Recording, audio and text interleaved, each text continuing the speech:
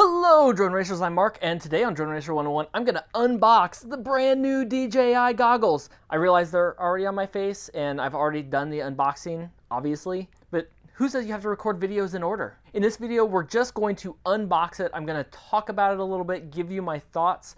I want to know your thoughts. I want to know what you want to see happen with these goggles. What kind of reviews, comparisons do you want to see? Because I'm going to tell it like it is on this. I'll tell you from the unboxing, there are some things I like, some things I don't like already, but I haven't flown it yet. So flying it will be part of it, but I'm going to honestly do several things to these to test them before I even put them on a drone.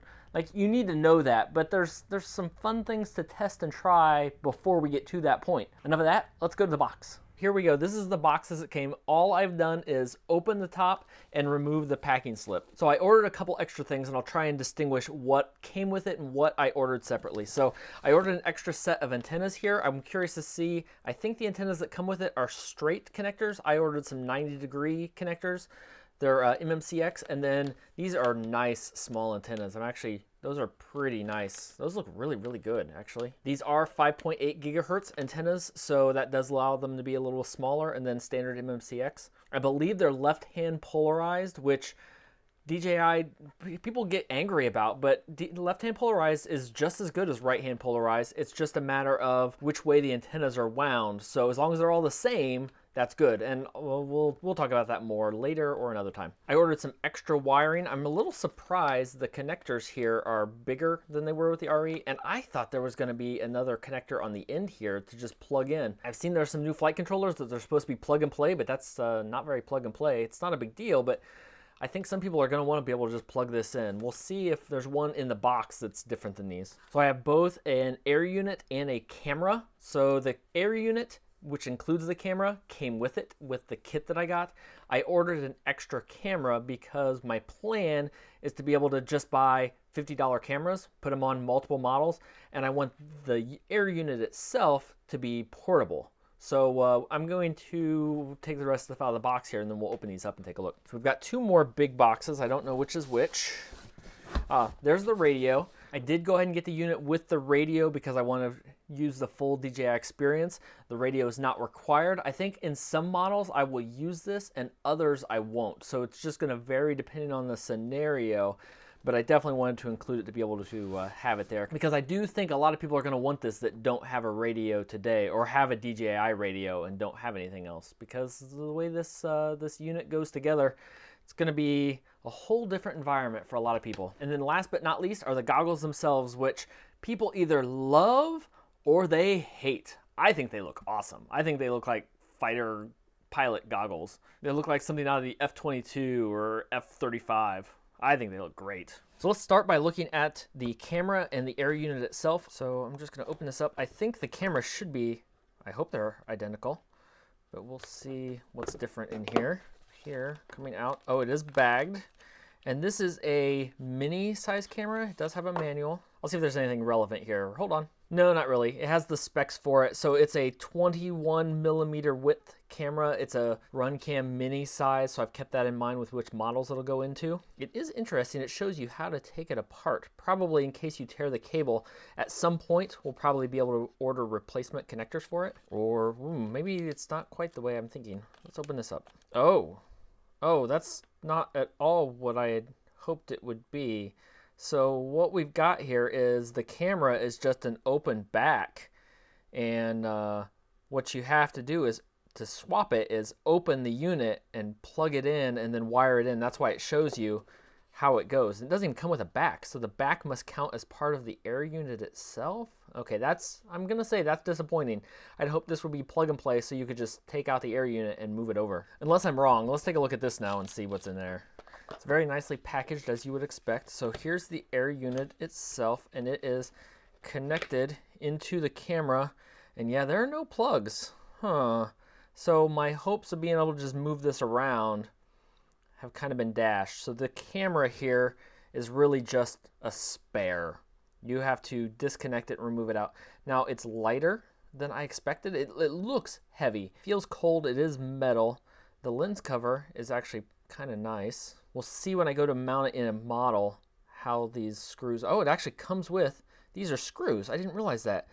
that's kind of nice. It comes with the screws you need in order to mount it. Ideally, we'll have some things set so we can set the proper angle with pairs of screws on there. And then we have the unit here. I have an SD card. We have the connector for the cable, connector for the antennas, USB-C for updating and charging. No, not charging. There's no battery in here. That's just for updating and registering and that kind of stuff. We'll cover, that's going to be covered in a separate video. We're just unboxing it today. See, also in here we have the cable, and it is exactly the same as the spares that I ordered. These sides are going to need soldered, and this side will plug in.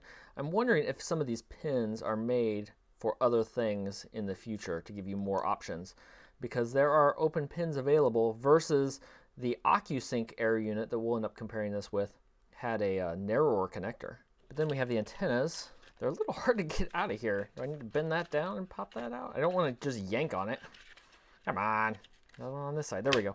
So these are the same as the ones I ordered. They're 90 degrees, which I think will fit the best for most people. You can put them in, connect them out, cut them in angles. So I think these probably are going to be the right choice for the majority of people, but I'm going to show you something I didn't actually order this time. Here's a couple of adapter cables that you can get from DJI. This one is an extension, so it's an MMCX and an MMCX. This is handy, so you just plug it in here, and then if you have the unit in one part of the drone, but you need to extend the antenna to another, you can get these extensions so you can adjust the antennas and put them not right on the back of the unit. So basically, instead of just connecting this right here and having to make sure this goes in a place that it works well, you can connect this, and then that'll just pop in, and then this just pops in, and there you go. So then it gives me a lot more flexibility. I still think the right angles are going to be good for me for the most part, but there are straight antennas too. I also have one with an RPSMA connector, right? RPSMA? Yes, that is RPSMA. If you don't know what I'm talking about, there's a video up here in the corner you can watch that will explain the difference to you. You just have to make sure if you get any extra antennas, if you get all DJI antennas, they'll be right, but you can get antennas with a screw connector. Some models, this will be a lot better to fit, so you can get these cables as well. So it gives me a lot of options for mounting here. The biggest disappointment really is just the fact that the camera is attached to this unit. Also, because this is a mini and not a micro camera, it's going to have a hard time fitting in some models. If you wanted to fit this on a 3-inch, it's going to be tough to do. There also is a book in here that covers everything. DJI products and Australian law. Okay, here we go. So we also have a link button and a linking status. This is all in the manual. You'll see this, but it might be nice to know ahead of time. Shows you how to do linking, what all the connectors do. So we have the power connectors and UARTs to be able to connect up. Right now, if you've read this, it'll read the voltage from the controller. There's supposed to be more coming for OSD that'll come through that UART. Signal ground, and then this just says DJI HDL, but it's supposed to support S-Bus also. So we'll take a look at that when we go through it. Here's the specs for the modes, the weights. It's just to feel it, it's lighter than I expected. So the part that I find interesting there is right there in the middle. The input voltage is 7.4 to 17.6 volts. A lot of people are angry because that does not support 6S batteries. I don't know that that's going to be a huge deal. I actually have several things planned, and online it says it uses between 6 and 9 watts, which is pretty low. So if I round that up, say I put in 10 volts and 10 watts, that's 1 amp. More and more boards have a higher voltage connector instead of just 5 volts. So the board I'm looking at actually has a 10 volt connector, and it'll go up to 1.2 amps. So it should be able to handle this. I'll link that down below. I think it looks interesting. And then that will let me fly 4 or 6 or 3 or whatever I want to battery on this. Doing that, you'll have to make sure you have the UART connected though to be able to read the voltage from the flight controller so you can see what your battery voltage is at. Okay, let's look at the radio first. Do have to cut it open. The manual right on top, we'll get back to that. Okay, so it's an interesting radio. Now, one thing that surprises me is how long these antennas are. These look like 2.4 gigahertz antennas, but this should be 5.8 gigahertz, right? It's got a good weight to it. It feels nice. Oh, the handles, I like the rubber on the side. That feels nice. This feels nicer than, it's a lot better than the Mavic. I had a Phantom 3 SE. That's the only Phantom I've ever had. Switches are a little light. They'll work. That one feels like it should go down further. There's a 3-way switch. So we have a 3-way switch. 1, 2, 3, right? Yep, 1, 2, 3, 1, 2, 3. So these are all three-way switches. And then we do have dials, which will be good for plane pilots. We have a record button that will just be a dedicated record button. Overall, they're not bad. They're not great. The switches don't feel amazing, but they will do, and there's enough of them for me to get by with what I need since they're all three-way switches. I've mostly been flying the FrSky X Lite, and it's a little more than that. So the gimbals, I mean, they're not amazing. They feel like they'll be fine. There's a little, I see that. It feels like it. I don't like the way it bounces back. Mine is mode 2, so I have the throttle on this side. If you want mode 1, get the throttle on this side. That would be mode 1. It's gonna work. We have a USB-C connector on the bottom. I believe that's for charging. I'll confirm that in the manual. I wish there was some kind of display here, some kind of additional feedback from my model, because I think that's going to be really handy. Things like return to home, I want statuses, I want to see satellite, and since I don't have OSD right now at all in it, it would be really nice if it had shown up on here. It's got a nice carry handle. The rubber handles are okay. Here we go. To open this, you flip this down and it'll pop up, and we've got a battery here. So battery is less than half charged. Probably not going to fly today just because I want to get this fully charged, but that's a nice big battery, so I've heard it lasts a long time. Yeah, I don't know. For the price, I want to try it with a unit, but it's easy. I'll say that. It makes it easy in order to fly, and we'll see when I'm in the air. I'm not the most precise flyer. Oh, maybe that's part of the problem. The gimbals are loose. I do like the texture on the end. They are adjustable. If you want to hang it off your neck, you can do that. There is a hanger there, and it seems to hang all right. Now, okay, here we go for a pincher. I'm not a pincher, so I didn't even look at this.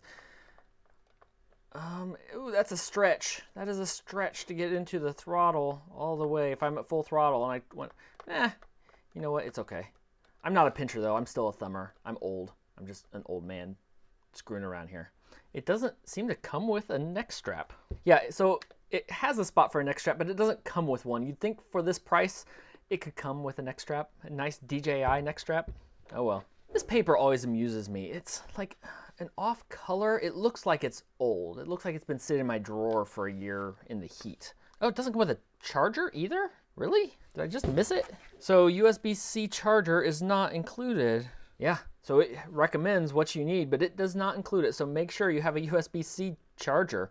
If you have a GoPro, one of the new GoPros, you're probably okay, but you might not have USB-C around. That is very surprising.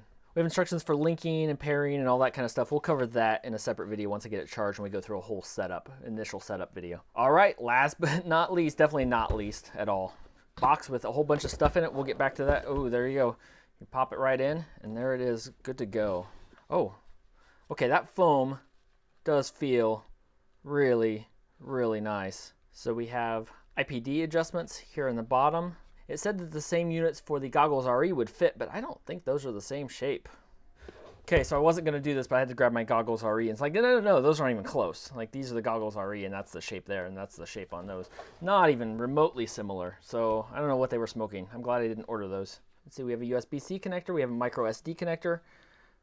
We have power. These do require an external power source.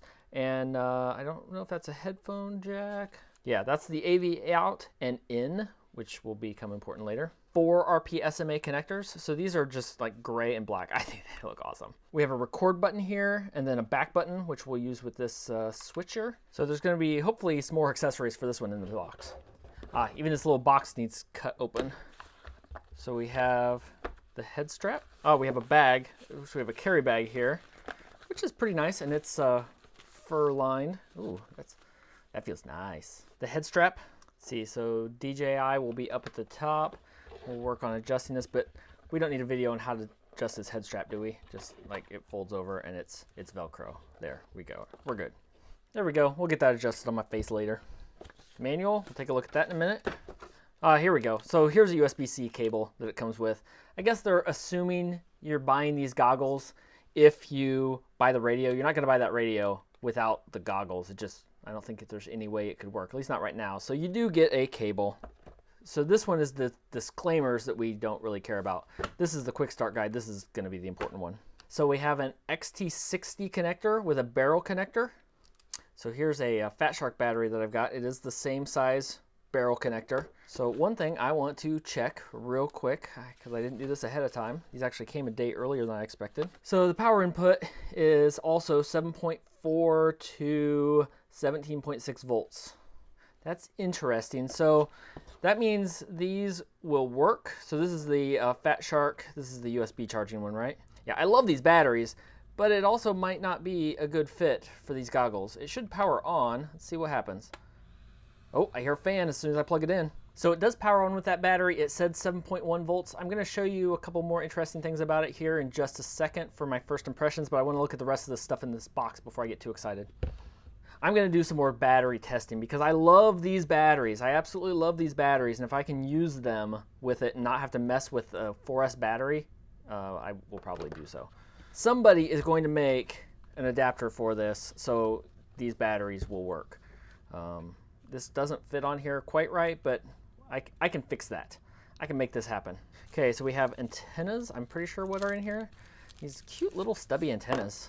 One of the things I had seen that I don't have a good way to test, at least right offhand, they screw on, is that this uses MIMO, meaning multiple input, multiple output, which is what your wireless at home is doing, especially your corporate wireless, that has made it so much better. So it's not just locking onto the best antenna, it's actually combining the signals. From what I've heard, that is why this is so good compared to everything else. Oh yeah, look at that. That's sexy right there. So we'll see what we can do about these antennas. Okay, there it is. Okay, so I wear glasses. Now I have pretty small glasses, and I was concerned that they wouldn't fit here. But when I plugged in a battery, I couldn't see anything. Like, it was totally blurry. I was pretty nervous. Now I adjusted the IPD and that helped, but then I tried it with my glasses that, like I said, these are not big glasses, and they fit under here just fine. Like, I have no issue, even a little bit of issue, fitting my glasses under here.